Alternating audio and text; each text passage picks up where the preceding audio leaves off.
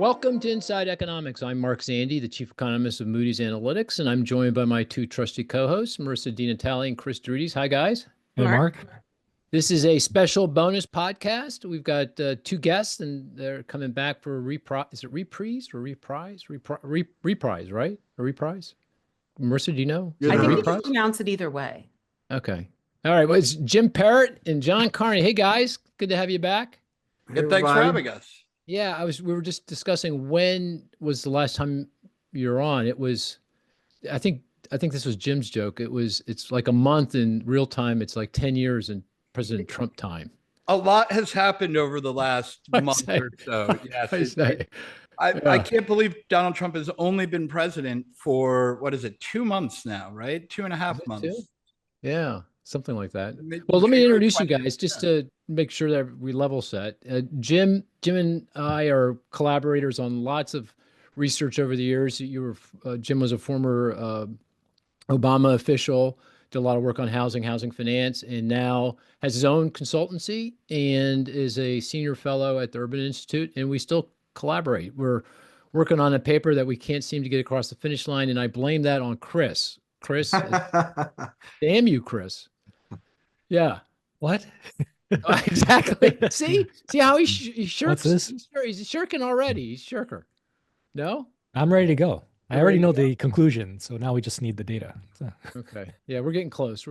And John, of course, is the economics editor. Are you the editor in chief at Breitbart? No, I am the economics and finance editor. It might be finance and economics editor. I can't really keep it straight. That's right. Tell people different answers, then you can just keep everybody guessing.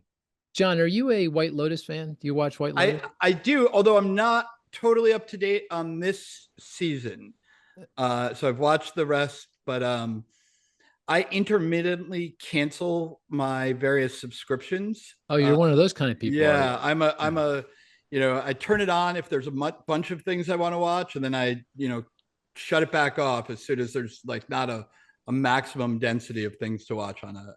I've never done that. Is there any transaction costs? I mean, no, there's none. It's just you just got to remember to do it, and so right. and it takes about 5 seconds. Actually, some companies, Apple makes it really easy to cancel things if you subscribe through Apple. Like they'll give you a list of your subscriptions. I just have a list up because like a lot of people, there are so many subscriptions online to things that you end up, you look at your credit card statement or whatever, and you're like, what is I subscribed to? Yes, I totally lose track. And so every few years, I cancel my Visa number, my card, and I have them all on the same Visa, and it just one after another, they all notify me that I've got to keep paying. And I'm like, oh shit, Paramount Plus, what is that? And so then I get to go back in selectively, but it takes several years of like weed growth in my financial profile to trigger that. I guess the transaction cost is actually signing on, which is a bit painful. Like you get on, you're ready to watch some show, you're all excited. Oh, I got to subscribe to this thing. Then you go subscribe, takes a while. So I guess that's the transaction cost, but yeah, it does. You do have to think about, remember, to cancel this. I mean, I end up subscribing to way too many Substacks for people, because I'm like, I want to read that article. And then you click the button. Very often they're like, you get a 7-day free trial. And then 4 months later, you're like, oh, wait, I read that one article. Right. And I'm still subscribed. Right. But, that's going to people who, at least with the Substack stuff, it's going to writers. And you're support the writers. Supporting the writers. Yeah, absolutely. Well, it's good to have you back. I thought we'd tackle, and, we labeled the last time you were on that episode the Trump whisperer, and I think you're kind of okay with that, right? Yeah, I think that's fair. Fair, yeah. You kind of channel the president, which is at least from kind of my vantage, a kind of a rare talent.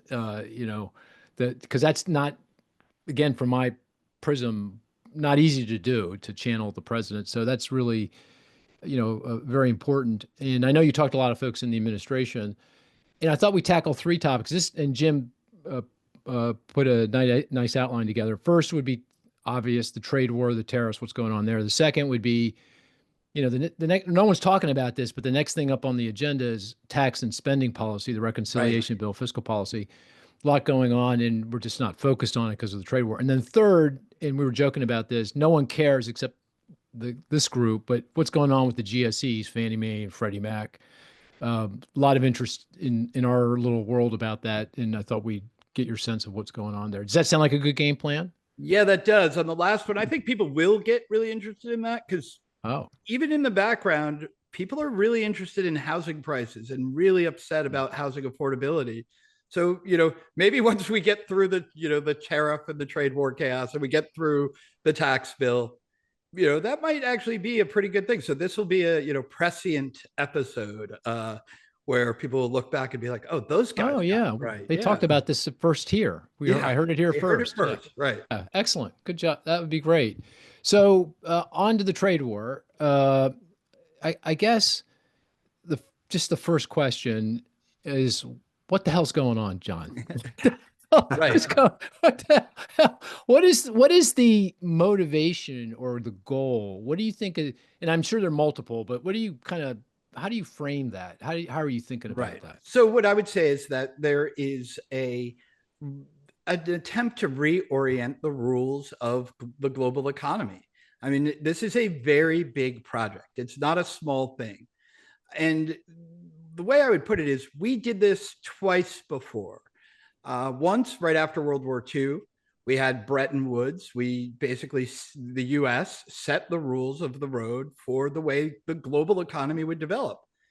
More or less that was, you know, we're going to have the US allies. NATO was part of this. It was economics and security. Then we did it again around, you know, about 40 years later, actually, under Ronald Reagan, where we actually expanded the bubble of allies, is the way I would put it, where we grew, we through various things, the Plaza Accords, through you know, we'd already abandoned the Bretton Woods system, but we expanded, you know, we went to GATT and then the WTO. So we expanded the realm of friendly countries, the countries that were going to get favorable trade deals from us. Now we're about 40 years later. So I guess we're overdue for another reset of the rules of the road. Each time, by the way, the US has been the leader in this. We were the leader in setting up the original system where everybody was going to peg their currencies to the dollar. We were the leader in the sort of Reagan Thatcher era. And now we are taking the lead again in setting new rules for the road for how the global economy will develop going forward.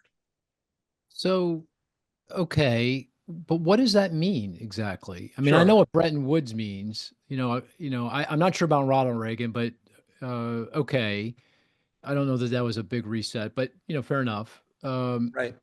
What exactly does it mean in the current context? Right. So what it means is that we wanted the rest to just, again, from this historical perspective, one of the things we really wanted to do was win the Cold War. We wanted our allies to become super wealthy nations, and they did. Europe was a wreck. We said, we will open our markets to you so that you can have a thriving economy. That worked. It really worked well. And the part of the reason we did that, one was just strategic. We wanted to win the Cold War. But two was also the idea that if we enrich the rest of the world, we will be creating markets for US goods. That a rich Europe, a rich Asia will be a great market for us. That was part of the idea also of letting China into the WTO. This will be great. We will open the Chinese market to us. Well, that part of opening the markets is now. We did the part where we made the rest of the world rich by opening our markets to them. So what Donald Trump wants to do, and the purpose of the reciprocal tariffs in particular, is to say, now is the time where you open your markets to US goods. So let me just give a quick example. Indonesia. Indonesia is a pretty, a lot of people think, oh, what does Indonesia even need from the United States? We have a trade deficit with Indonesia. Well, they import around $220 billion worth of goods every year. So they're not a very poor nation. They buy lots of stuff, most of it from China. They buy very little of it from the US. They have a 0% tariff rate on machinery and electronics from China and a 9% tariff rate for machinery and electronics from the US. So what we are saying to the world is no more. We are not going to do this anymore. You are going to open your market to the US, or you will find that there are very high tariffs when you try to sell into the US. The idea that we are giving more favorable treatment to the manufacturers of foreign nations is coming to an end. And that's what Donald Trump is doing. So a couple things. One, I mean, the tariffs are a tax on the American people, Sure. right? So what you're saying is, I want to reorder the world, and we can come back to what that means because I'm still not sure what that means, but Sure. we can do that. But I'm doing that by taxing the American people to the tune of, several hundred billion. Depends on how you do the arithmetic. Sure. Depends how high the tariff rates go. 500-600 billion. You hear the kind of the comparison to the tax increase in 1968 or the tax increases in the World War II. I mean, that's how big these tax increases Sure. are. So you're asking the American people to pay for this reordering because you're worried about a 0% tariff on Indonesian products from China versus a 9% on the American product? Yeah, we're not actually taxing the American people. We tax importers who are American companies, right? So the tax is paid by people who import the goods. Where the tax burden lies, where who actually ends up bearing the burden of that is very contingent. So one of the things that's happening right now, Walmart is out there telling its suppliers around the world that we will not raise our prices on our customers. We need you, supplier, to lower your prices so that it doesn't squeeze our margin and we don't have to try to pass on any price increase to our customers. So first of all, it's not really that the American people pay, it is American importers. But those are Americans. So I'm not saying it's not a tax on America. It is. Some of it will be borne, as I was saying, by foreign producers. One of the things that does, though, is it says to the rest of the world, you can manufacture here, right? That you can build your stuff here and avoid the tariff. So companies that are saying, well, I like building in Indonesia, but maybe I should build it in the US to avoid that tariff. Or they can say, well, I also want to be able to, but I noticed that my ability to sell into the US has gone down a lot. So if you're an Indonesian company and you're making this stuff in Indonesia, you say, well, man, they raised the tariff up to, I don't remember what the Indonesian number is. They raised the tariff up to, call it like 47%. What am I going to do about that? Well, now I'm having a lot of trouble selling to the US and they're going to other places. So how can I fix that? Well, I can reduce the tariff that I charge for US goods coming to my country, rebalance the trade, and make sure I bring down all my non-trade barriers. And if I get a more balanced trade with the US, then my tariffs will come down. So it does incentivize other countries to react to the tariff. Yes, it's a tax on what we can tax. We can't tell Indonesia, you have to pay us this, right? What we can say is we are going to make it more expensive for US importers to import your goods, or the US importers will make it so that it's less rewarding for your goods to be sold into the US. Either way, it incentivizes Indonesia to come to the table. And frankly, that's what we're seeing. If this was just a tax on Americans, why would the rest of the world care? They would say, oh, let them tax themselves. But that's not how they're reacting. They're either reacting with, we want to come to the negotiating table and get our tariffs lowered, or we're very angry about this and we're going to, China says we're going to raise our tariffs. They clearly don't think of it as just a tax on the American people. They think of it as a tax on their manufacturing. Well, they think they're going to sell less because of the tax. Sure. Yes. But let's just play a bit of a game, a statement, and then a bit of a game.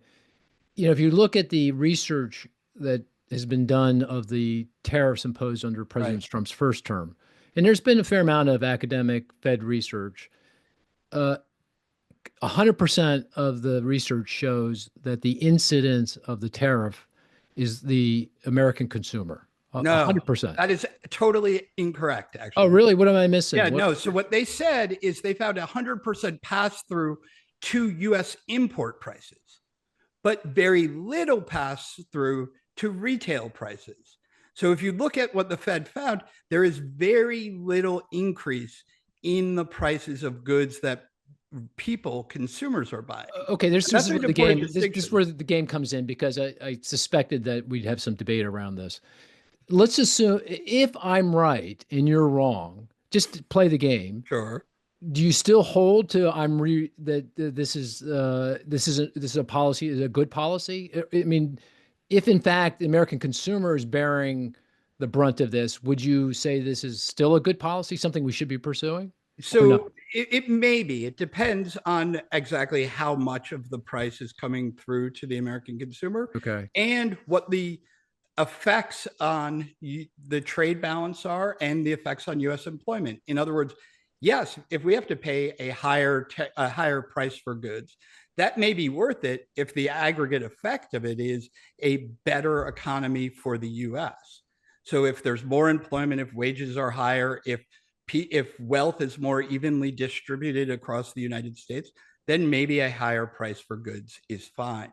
But again, I don't want to concede that. I'll do it for the sake of argument. Yeah. Again, no, that's okay. That's fair. I read all of the Fed studies on this, and some of them are very flawed, but the ones that aren't that flawed, then I think the main one that you're probably thinking of, that found a very high pass-through rate for tariffs, it fell on importers. They actually did not find a very high pass-through rate to retail prices.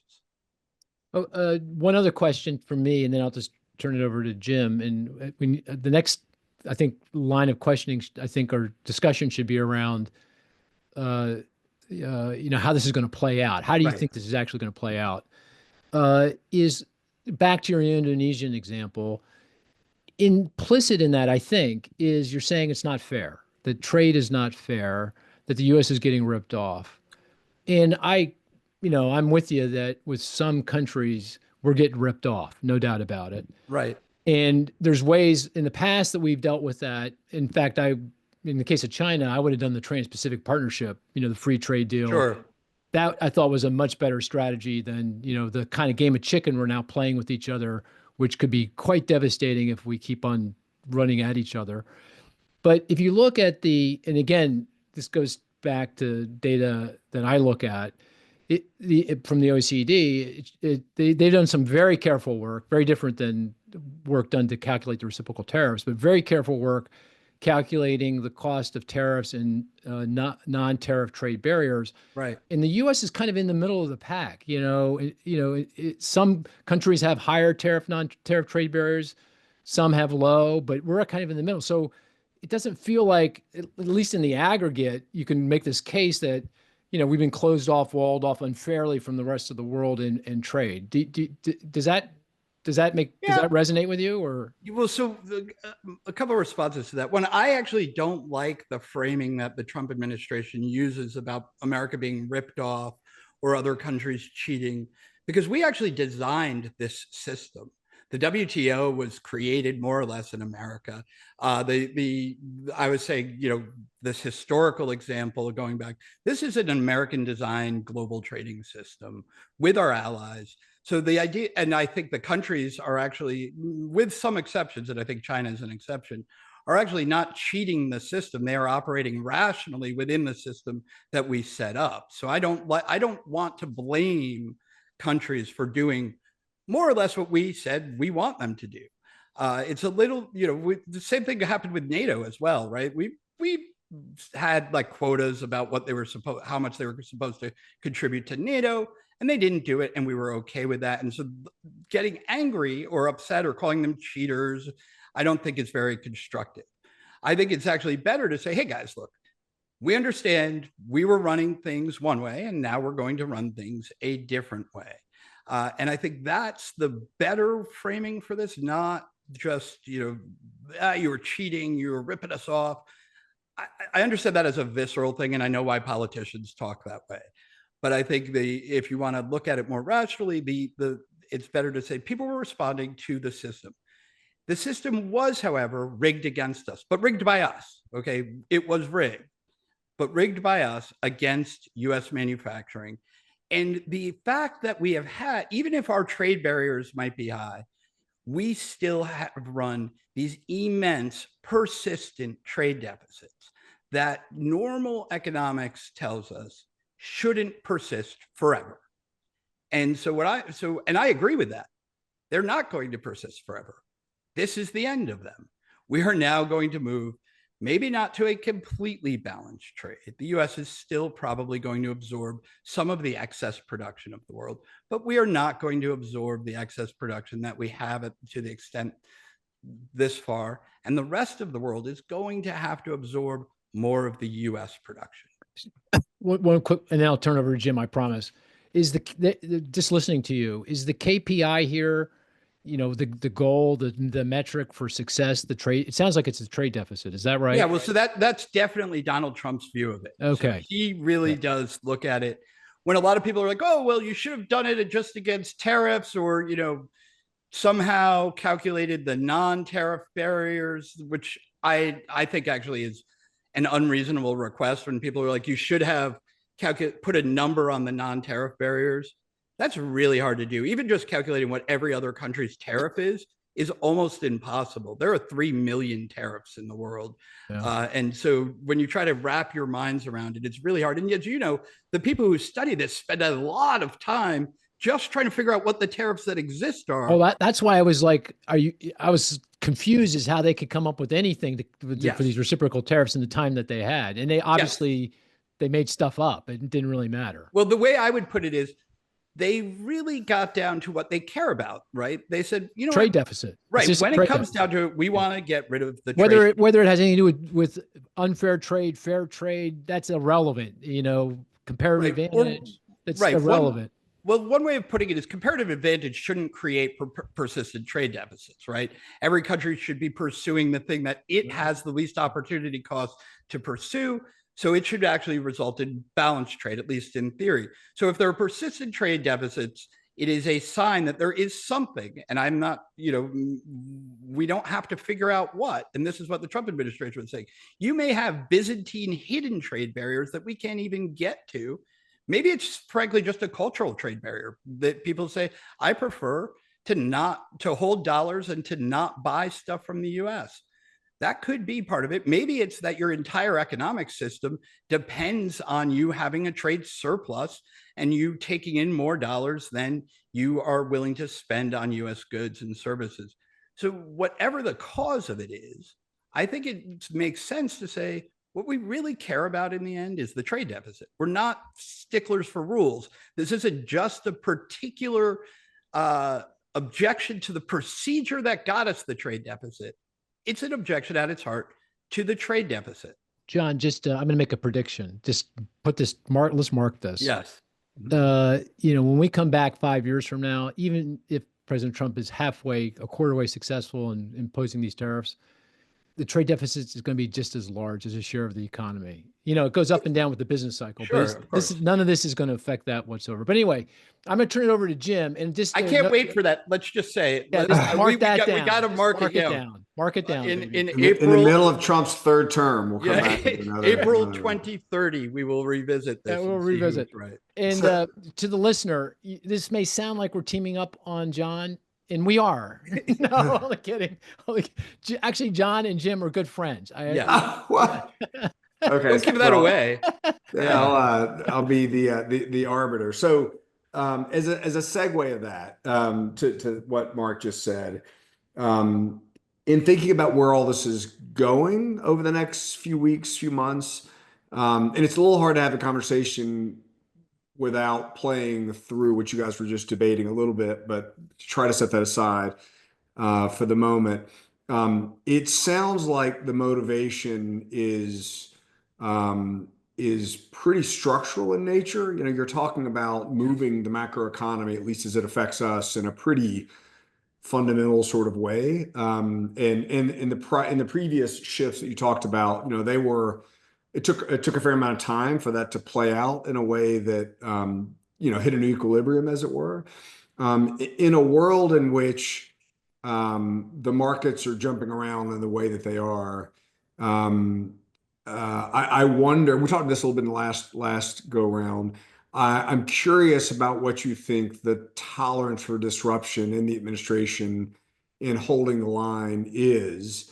And so two versions of that. One is if if the markets are pining for some sort of clear end game and they go up every time, Besson even hints that we're negotiating and tomorrow's the day when everybody's going to have a new number and we all can go back to sleep at night easily. In that world, then any sort of deep and at least in the interim painful transition process, will have a pretty volatile feel to it for weeks and months, I would assume. So there's that. What does that world feel like to you from the administration's point of view? And then the second version is, or is it the case that you feel like the markets will, well, countries will respond in a way that will change their numbers pretty quickly and give the markets a sense of how we're going to get from here to the end game. And then a spin on that is, does the market begin to, reprice companies based on this new set of rules? Is that the way to get to a bottom of sorts? Like, how do you think about the uncertainty in this transition period that seems to be by design pretty disruptive, I guess? So I think the biggest risk is to the entire plan is what you just said. The political tolerance for turbulence. And I wasn't sure when I was telling people that I thought that it was a bad bet to say that the stock market had a veto over Trump's trade policies. But that was a minority view 2 weeks ago. A lot of people said there's a Trump put, right? If we go down, Trump will say, oh, no mas, like, I'm done. We're putting on hold for another 90 days, right? That actually was one of the things that set the market up the other day was people said, oh, maybe Trump will back off. Trump has actually made it very clear now, I think, that he's not going to back off, that there is no put. And I think this is partly a second term president thing. He is now thinking about his legacy. And that's stuff I was talking about reorienting the global trading system. That's what he wants. So the stock market going down isn't going to push him off the legacy of being the guy who is restructuring the global economic order. Now, there are questions like, is everybody in his administration okay with that? If you're the Treasury Secretary or the Commerce Secretary, do you want to oversee a giant decline in the stock market? They may be debates within the administration, and there are, about people saying, well, what can we do to try to ease some of this tolerance? It can't make American people feel good to wake up, see, stock market down, bear market hits. However, I think that they have a pretty high tolerance for allowing the stock market, at least, to see some turbulence. A bigger question for me is, how much tolerance do they have for the real economy? So if the unemployment rate were to climb above 5%, I think that sets off a lot of alarm bells. If the unemployment rate stays low, I think there's a lot fewer alarm bells. If GDP growth crashed, then I think there will be alarm bells. If we have 1.8 or 1.5% GDP for a couple of quarters, I think they're willing to do that.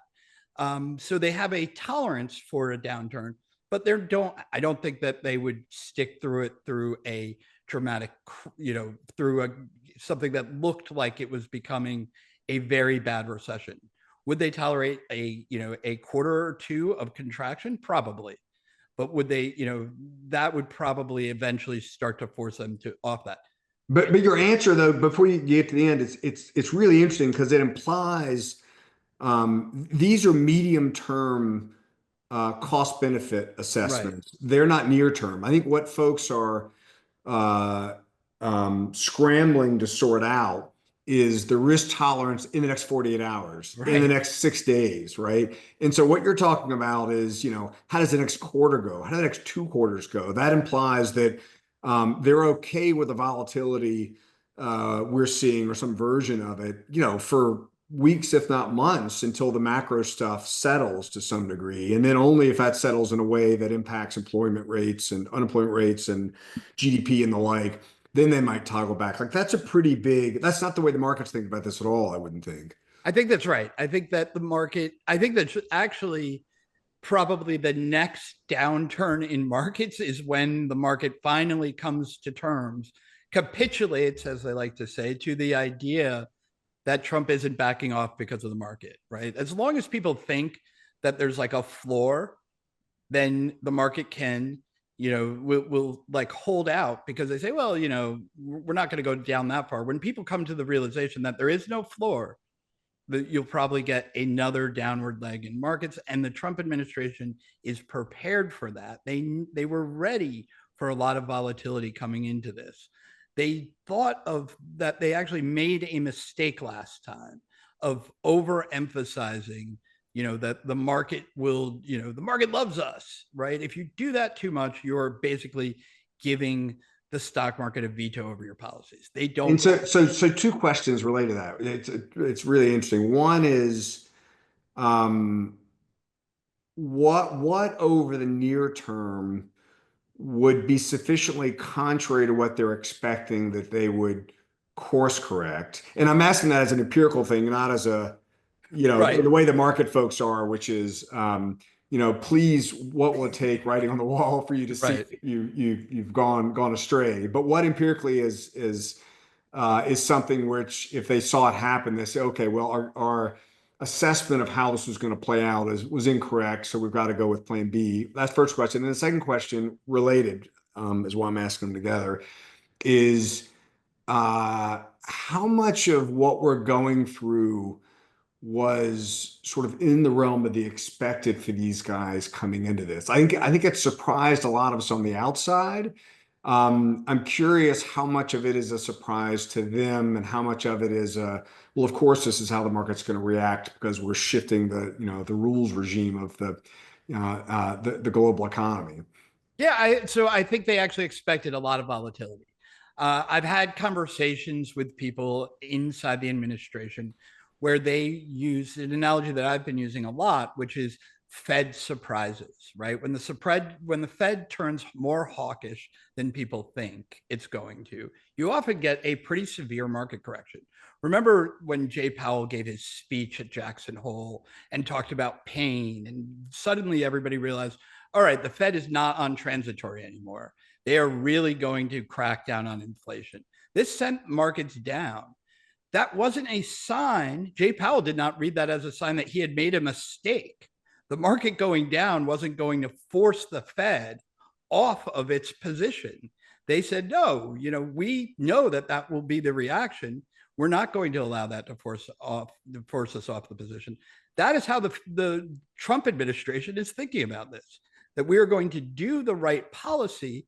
And if the stock market doesn't like it at first, that's fine. Remember also, a lot of people make they say, well, if the stock market's down, that must mean that this is bad for the long term, because doesn't the stock market price in, future cash flows? So again, go back to the Fed analogy. When the Fed hikes, is that bad for the long term? Would we have been better off if they just let inflation keep going? No, we wouldn't have been. So in this sense, I would say they are absolutely prepared for volatility. What did they expect it to go as much as they did on Thursday and Friday? I think they did, because they knew that they were announcing tariffs that were much higher than the market had priced in, right? They could have actually, if they were doing Fed style communications strategy, they probably would have talked the markets down a lot more than they did before. And they did a little bit, right? But they really surprised everybody with having a 10% across the board tariff plus these very high reciprocal tariffs. So they knew that was going to cause a reaction, and they were willing to go forward with it. So I don't think there really is a level that the stock market can move that is going to say, no, we're not going to do it. I think maybe if the stock market didn't react to other countries coming forward and saying, we want to negotiate, right? So right now, what we saw early in the day on Tuesday, and what we'll see, probably see going forward, is that when you have countries saying, all right, we want to get rid of these tariffs, we're going to come talk to you. We're not going to do a trade war, right? We are not going to say, well, you raised our tariffs, so now we're raising yours. I think that they do have that built into their, informal mental models as well, where they say, yeah, we'll go down.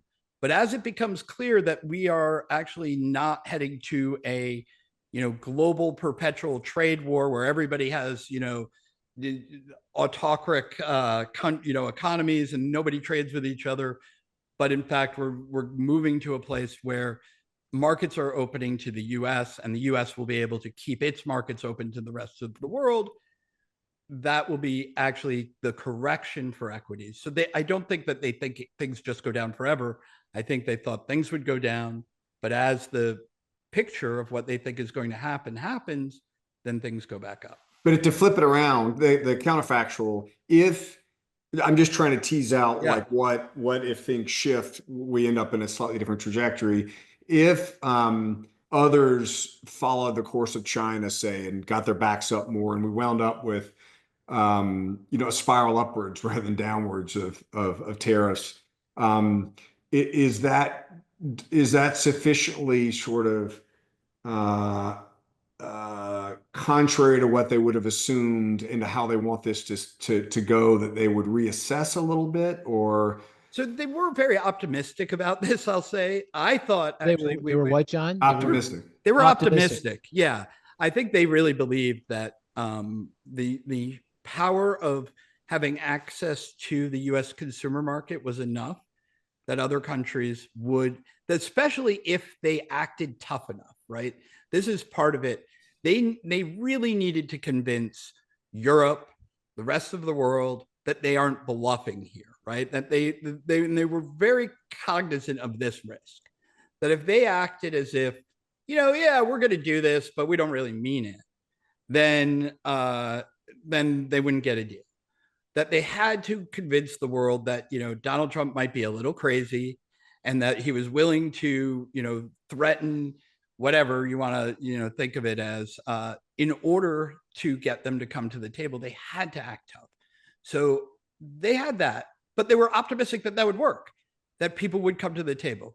And I had asked them, going back months, actually, before they even came in, okay, so what happens, right? Like, what if the rest of the world just reacts with fury and anger? He said, well, we might have to go through a tough period, right? Then, yeah, that'll be bad for us and it'll be bad for them, but we think it'll be worse from them. And eventually they will come around. I'm hoping, and right now it seems like that's not the world we're going to go into, that their optimistic scenario, rather than my pessimistic one, may actually end up being correct. Just there's so much. There's just so much to talk about. But as I'm listening to you, my probability that we're going into recession is rising. It's rising. We are going in, baby. And China is not as dug in as the U.S. is. You can feel it. You can sense it. They're not scared, or at least they're not showing any fear. They're not going to change. These are the two largest economies on the planet, and they're playing a game of chicken. And it's the global economy in the balance, and it's going to be a mess. So, and by the way, the stock market's got two legs down. The first leg down is when they realize there is no put. They haven't figured that out yet. They've been listening to you. I'm figuring that out. The second is once you get bad economic data and you see job loss, that's a whole nother level of hurt that's coming. Although it may be, based on what I was just saying, you could actually have a sort of buy the rumor or sell the rumor, buy the news thing with bad economic news, just like we get with the Fed reaction, right? When you get bad economic news, people say, oh, the Fed's going to cut, right? And so then the market goes up. If you get a really bad employment report, you may get the revival of the idea of a Trump put, where people will be like, oh, like unemployment just jumped from 4.2 to 4.6. Maybe that means Trump backs off. Maybe the first time. Yeah, but I'll say that's a mistake. They do that, and that'll be a mistake. And because Trump is not the Federal Reserve, he's not Jay Powell. I don't think you should try to like model in that mechanically of like, oh, unemployment went up this much, that increased the odds of a Fed cut. And so there, like you shouldn't do that. Here's the other thing, John, on the retaliation. And I sense that other than the Chinese, now the Canadians are kind of backing off because Trump did back down. He backed down. He was saying, I'm going to impose these across the board tariffs. And they said, and now he's back down to not, the effective tariff rate on Canada is what, 6-7%. So they're back, they backed down on that. These other countries like the EU, they're waiting and they're seeing exactly how this plays out. And if Trump continues down the path and continues to put a 20% tariff on the Europeans, and they realize, just like you're articulating, that this is not going away, this is a reordering, meaning it's going to be here forever, they are going to respond. And once they respond, it's a whole new ball game. So the 20% tariff, though, just to be clear, is not forever. Yeah, 20% tariff is designed to come down. It's designed to force them to say, yeah, look, sorry, guys, we'll buy. And John, for Europe, does it's anyone actually believe anything. I mean, why wouldn't Trump a year from now? He's mad at something else. He's mad at them giving money to Ukraine. Why are you giving money to Ukraine? I'm going to impose another 20% tariff on you. So why in the world would Europeans trust anything that's being said here? I don't. Why would they? I think they will, because basically Donald Trump has been very consistent on this. He has said, I want access to your markets. That's the deal, right? I want to resolve this trade imbalance. No, he's saying, I want fentanyl. I want you to stop immigration. I want Greenland. I want the 51st state. Yes. He's saying all these things. Well, he says these things, and the fentanyl, there are at least 3 different kinds of tariffs. I think we talked about that last time. But so on the trade specific tariffs, the 20%, right? He is saying those are designed to come down. There's a 10% baseline that I think there will always, from now on till the end of history, be a baseline entry fee to U.S. markets. I think that is set. I don't think it goes away under the next administration, whether that's Republican or Democrat. I think that is now a permanent part of the American tax code. That will be, and I expect it to get enacted by Congress eventually as well. That Congress will say, yes, actually, this is a better way of having taxation. We will have the External Revenue Service in addition to the Internal Revenue Service, and we will collect taxes. We will use that revenue to do whatever we want, whether it's, cut taxes, provide, more generous Medicare to people, whatever your priorities are, we can use that revenue to make happen. Donald Trump's going to use it to cut taxes. So one of the things that, and that will be pro-growth, but the 20% tariff is meant to come down. It's not meant to be permanent. It is a tariff that is meant to say to the rest of the world, to the 20% is the EU tariff. Yes, we will do a deal with you. If you make enough concessions that our trade deficit with you, your trade surplus with us comes down, then this tariff level will come down. And it's pretty mechanical. They might say, oh no, what happens if Donald Trump changes his mind? But they can deal with that later. Frankly, the Europeans have been so unreliable about this. When in the first Trump administration, they tried really hard to get the Europeans to allow more access to their markets. And they said yes over and over again and never changed a thing. So they're the ones who are actually the unreliable partners. And that's why Donald Trump is saying to everybody right now, and also China proved unreliable. They never lived up to their side of the trade deals we cut with them. Donald Trump is saying, I'm not going to just listen to you tell me, oh yeah, no, we'll do it, right? Like lower our tariff. He's now setting the baseline that the tariff's going to be there until we see real evidence that you have opened your markets to U.S. products. Can I try to summarize where we're going a little bit at 30,000 feet? Because for me, the takeaway is more that than it is the sort of philosophical underpinning of it, just to anticipate what the next 3 months is like. Right. It feels like, from what you said, sounds like from what you said, that the trade related tariffs, so extract the other ones that are to solve other things, will remain in place, likely for months, because it's going to take time for the counterparties, the other countries, to either come back with a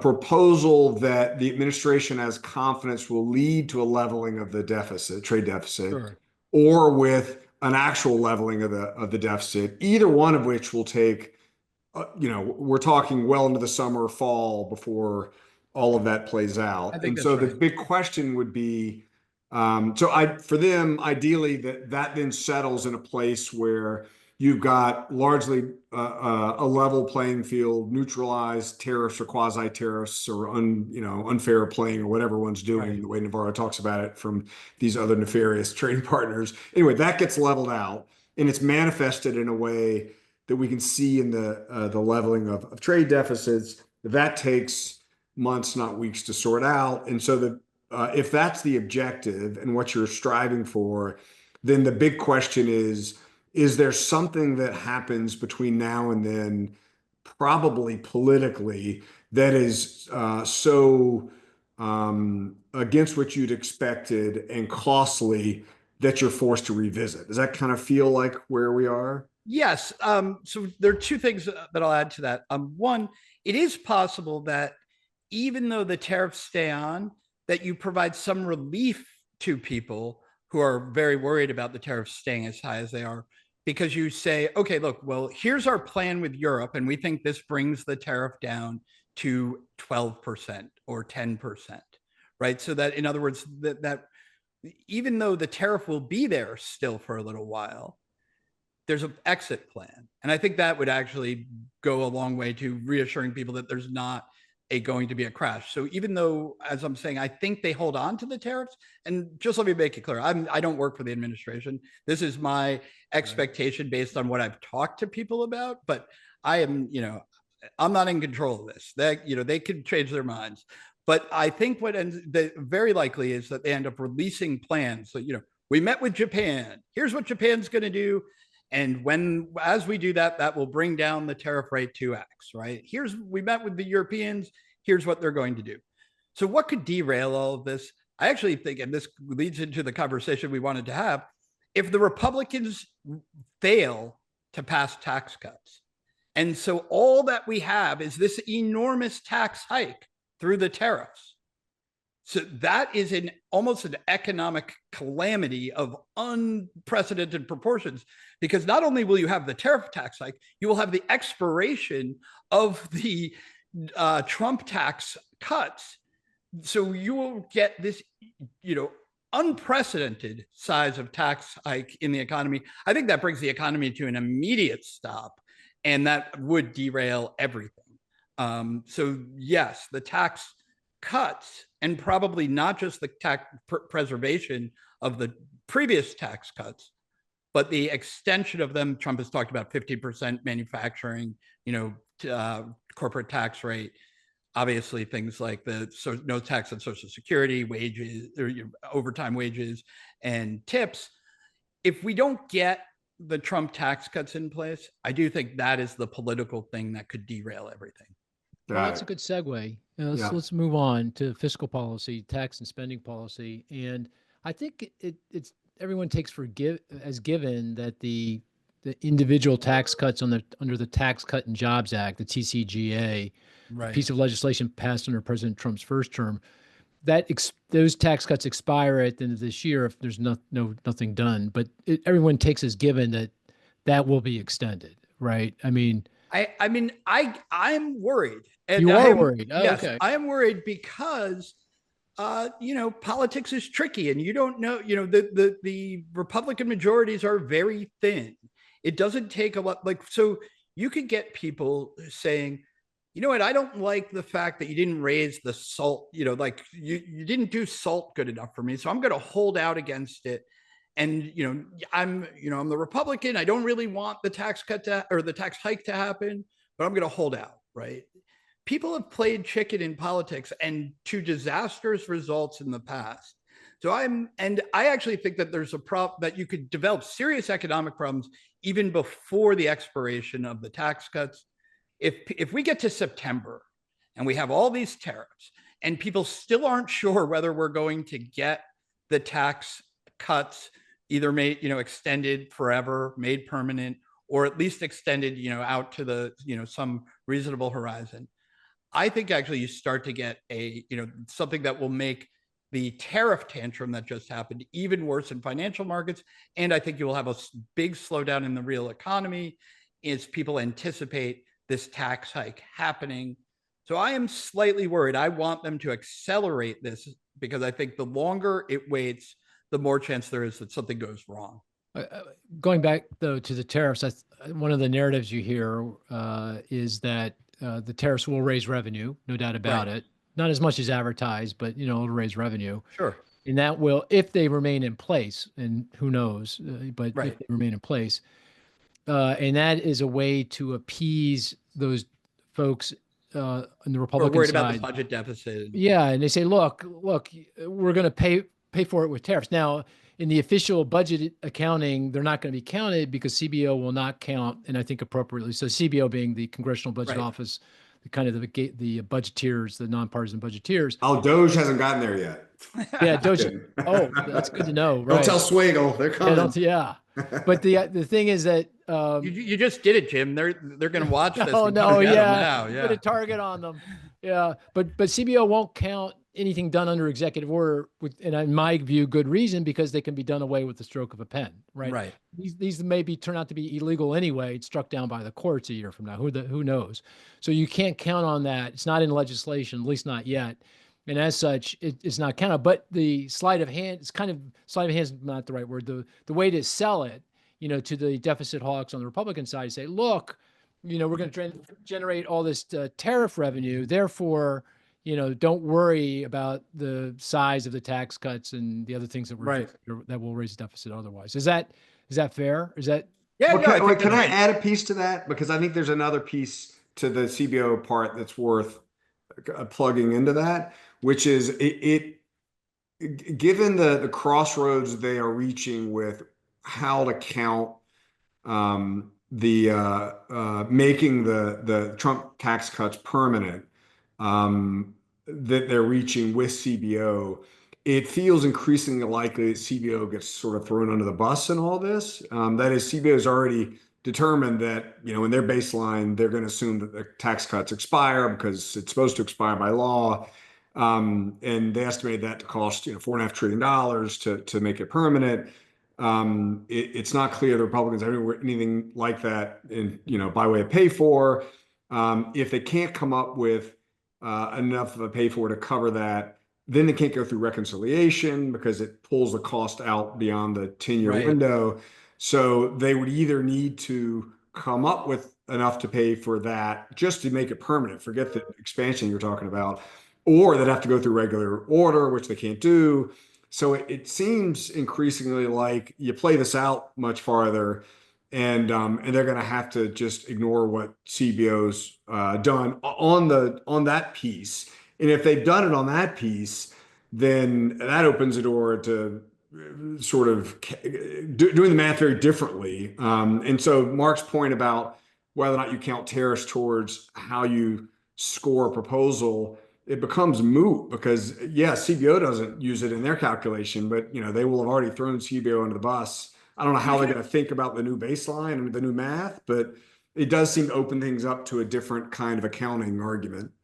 Yeah, I mean, I'm personally really bothered by the fact that stuff can turn on how the CBO accounts things, because again, so everybody knows what the revenue effects, the way the CBO calculates it, is going to be on, for extending the tax cuts. Whether or not you make them, force them to change the baseline so that it's the current thing, that doesn't change what the economic effects are going to be, right? So that I'm bothered by the fact that we have these like really dumb debates about, which version of the accounting of tax cuts are going to be. You should either be for them because you think they're going to be good for the country, or against them because you think they're going to be bad, regardless of how it's scored. And I understand that there are technical issues about, as you were saying, whether you can pass it through reconciliation. And the same thing with the tariffs. You should just figure out what you think the tariff is going to be, and ignore whether the CBO is going to, calculate that into the score. I don't like giving, the CBO more or less like a veto on our tax plan. But you've just raised a point that this is one of the ways maybe we don't get the tax cuts, right? Like if people say, oh no, we have to use the current law baseline that assumes the sunsetting, so it increases it by trillions of dollars, it takes it outside the window, you can't do it through reconciliation, then we don't get it. We have the giant tax hike. Democrats will, maybe are willing to, I would hope they wouldn't, but maybe are willing to play a game of chicken here where they say, we'll allow this amazing, huge tax hike to happen on top of the tariffs that will bring the economy to a sudden halt, and right in time for the midterm elections, and we'll win everything, and we'll blame the Republicans and hooray. I don't want them to do that. I think that's really, really irresponsible. I think that they should vote for the tax cut. I think we need it, particularly if they don't like the tariffs. They one way of putting it is, if you're a Democrat, you should start thinking like the Federal Reserve. You might not like the tariffs, and I don't know when Democrats started hating tariffs, but if you don't like the tariffs, then that's fine. You can still say you don't like them, but you have to make policy even though they're there. You can't pretend they're not there and then say, oh, and we're going to do another giant tax hike on top of that and then crash the economy. John, I agree with you on the CBO is just doing the accounting, doing the arithmetic. Right. I don't know that, and I don't think it should be the arbiter of do I do policy or don't do policy. That's a different ballgame. But I think the concern here from a fundamental perspective is tax cuts are permanent. They're right. in law. We know what they're going to cost. They're there. The tariffs, not so much. We have no idea what the tariffs are, because as you said, they're going to come down, assuming other people play ball. Right. So we don't know where they're going to land or how. Yeah, and it's very hard. And I actually, John, just to say, again, this is under executive order. It can be changed in an instant. The president can change his mind tomorrow, and we don't know if they're legal or not. They're going to be challenged. And we're going to have a new president in a few years. Look, yes, exactly. So this is actually a criticism I have. I do not like the doing all of this through executive orders. I actually think Congress should take back some of its authority. And actually, when I say this, a lot of people freak out because they think it might be even worse if Congress did this.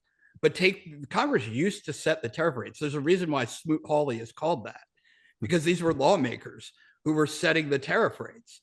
We haven't done that for a long time, in part because the free traders worried that they actually thought presidents would be free traders. So they put the presidents in charge of the tariff rates.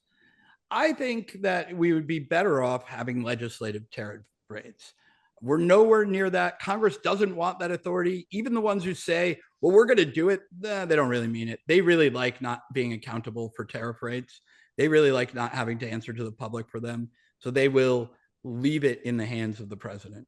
But they're like, if we left it to Congress, they would never have passed the tariffs. That would not have happened. We would not even be here if this was a legislation. I think if we left it to Congress, we would have much higher tariffs. I think the tariffs would never get to Congress. Not right now. Oh, I mean, historically, back then, historically, we would have not now. Never, that it was granting the president the power that allowed the tariffs to come down in the first place, and we would have higher tariffs. And John, I think my concerns are take your concern and multiply by -1. It's the opposite. This is a license to create bigger budget deficits and debt, and that's what because you'll get those tax cuts; they'll never go away, and these tariffs are going to go away eventually, and you're going to be left with a much bigger deficit. So I don't think this is the timing. Who knows? But in terms of where this lands us 10 years from now, I think it makes our fiscal situation even worse. So I'll just add, I think that actually it makes it better, because I think the demand for government spending is actually caused by the trade deficit. So this is related to our earlier question here. If the trade deficit comes down, the budget deficit will come down as well, because that basically one of the interesting. One of the purposes of the budget deficit is to fill the hole created in national income by the trade deficit. If you lower the trade deficit, then the demand for a budget deficit comes way down. Okay. So therefore, I think we will end up, when we get to my world with a lower trade deficit, we will also then have a lower budget deficit. But I agree with you from your model where you think the trade deficit doesn't come down, we will have an even higher budget deficit as well. Can we get back to the political economy of this over the near term, given what you just said? Jim, just remember, you got 15 minutes. You want to get to the GSEs. Oh, yeah, right. All right. But Well, go ahead. So, Go ahead. And this is more of a where things are headed question for the tax negotiation. So there seems to be a group of fiscal conservatives in the House, some in the Senate, that are anxious, maybe a little bit about gaming the ref with the CBO, but more about just the size of the deficit spending commitment one would make with making the tax cuts permanent and then extending them without comparable sort of cuts coming out of Musk and company. How do those guys get rolled? Like, where does all this go over the next 2-3 months, you think? Yeah, I think they get rolled. I think we say that we get this in place, and then next year, let's have a fight about the budget, right? Like, let's do the spending cuts once we've secured the fact that we're not going to crash the economy by having the biggest tax hike in, American history. And so, and I do think maybe we do get serious cuts next year, the year after that, if the Republican majorities survive the midterms, maybe that's when it happens. What I think the coming from the administration and a lot of people on the right is the most important thing is to get the tax cuts. Don't worry about the budget cuts right now. So they'll set a committee. They'll set it. The deal will be they'll set a committee that the Freedom Caucus gets to run or chair, right. And they will be responsible for finding X% cuts across super doge, right? They'll be told they can look at Social Security and Medicare and Medicaid. No, they won't. I mean, Donald Trump actually has a 100%, he will veto any attempt to cut Social Security and Medicaid benefits. So they have Medicare and Medicaid, John? Oh, Medicare, sorry. And Medicaid. Okay, that's fair. Medicaid is probably more on the table. Although he's not really into cutting Medicaid either, by the way. He really does not want to cut these things that are, that really help people in their old age, help the sick, and help the very poor. He is not the, Paul Ryan or Mitt Romney Republican. He's better at reading polls than those two. He's a lot better at reading polls. But also it's not his thing, right? He is not clued into what I would call like the sustainable fiscal situation consensus, where people say, if you were really serious about the budget, you would cut Social Security. Man, the fiscal hawks are doomed then. They're going to get rolled by a giant Mack truck, steamroller. That's my point. You name it. Bigger deficits and debt, But anyway, sorry, I had to get that back in. Jim, let's move on to the GSEs and Jim, why don't you frame this? Yeah. So, where to begin with with the GSEs? So when Trump got elected, during the transition, there was all of this noise about the inevitability of Trump leading them out of conservatorship, and it was not without reason that one heard this noise. You had in Trump 1.0, you had Clobber and Company making a fair amount of progress to that end. And then you had Trump himself writing a letter to Rand Paul saying, right. I would have gotten him out if you just give me more time. If that evil Mel Watt hadn't, been in my way. Right. And so there was reason to think that the noise wasn't, utterly ill-informed. And then the folks like Bill Ackman got out there and fanned the flames as was in their interest to do. And so we came into the Trump regime with a fair amount of tailwind behind that narrative, at least. But then once you get into the regime itself, Bessent seems to throw a little bit of cold water on it, or at least some caution, pointing out that wasn't going to be priority number one, that he's worried about mortgage rates and the like. And then the nomination of Pulte seems to also not be much of a tailwind for it, if only in the sense that it just doesn't seem to be his background to be a, to have the kind of expertise one would typically look to lead one out through that kind of complicated thicket. And then once he gets there, of course, he fires half the board, puts himself as the chair of both, and none of that seems conducive. That's hardly the oh, I'm treating them like private companies thing, right? The government guy comes in and fires the boards, right? Right. Well, he's just a proxy for all of industry, maybe in that role. But anyway, that seems to suggest that that the way in which one ought to think about sort of GSE reform, I put quotes around that, in the Trump administration is complicated a bit. And so, how does one think about it now, not just in terms of like where it is as a priority? Obviously, given what we've just talked about for the last hour, it's got to be at least in the not the top three, which puts it out 6 months or so. But what's the right frame of reference ideologically, practically, for sort of gaming out where a Trump administration might take all this? Right. So one thing is the Trump administration is very keyed into the political risks of low home affordability. They realized that this was a very big problem for the Biden administration, and they have inherited this problem. The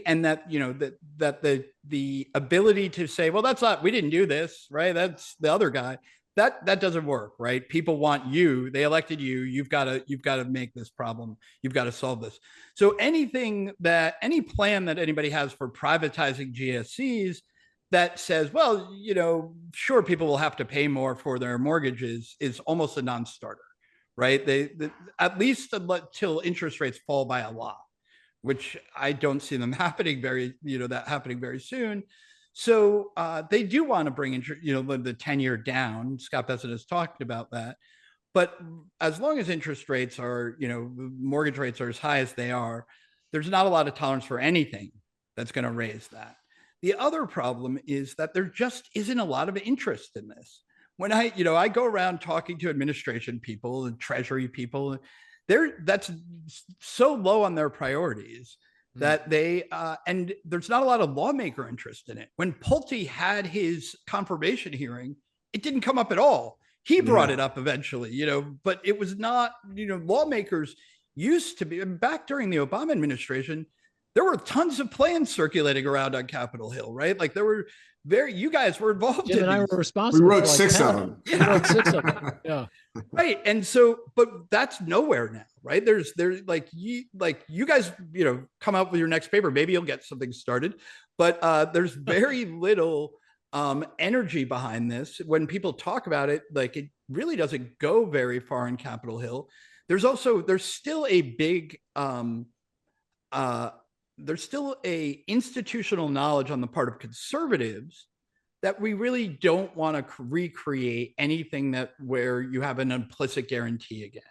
That if, whatever happens next, either has to be something explicit where you say, okay, yeah, we're backing them, but conservatives don't tend to like that. That undermines the idea of the collaborative idea of we're just going to move to, whatever the private market is able to do. Or you're going to have, and if you release them, but you pretend, we'll sign 1 million documents that says there's no guarantee. We actually had that. I mean, if you look at the papers from the mortgage-backed securities or from the GSE, funding bonds that were issued, they all say this is not guaranteed by the United States government, right? And the old joke used to be you could just put your thumb over the word "not," and it would say this is guaranteed by the United States government, because it was, and it turned out to be that was correct. People are very hesitant to recreate that situation, and the constituencies for what we saw during the Obama administration, and then even in the first Trump administration, was that it was very hard to build a coalition of people to decide what to do next, because so many, the investors, the Bill Ackmans of the world, have one vision for the way they want things to go. And they may be able to form some kind of coalition, but on the details, they're in absolute clash with each other. The traditional left-wing home affordability housing advocates do not want Bill Ackman's vision for the GSEs. Bill Ackman says, yeah, we're just going to get, it'll just be middle-class mortgages. No more mortgages for those poor people guaranteed by the GSEs. The housing advocates are like, wait, what are you, crazy? Why?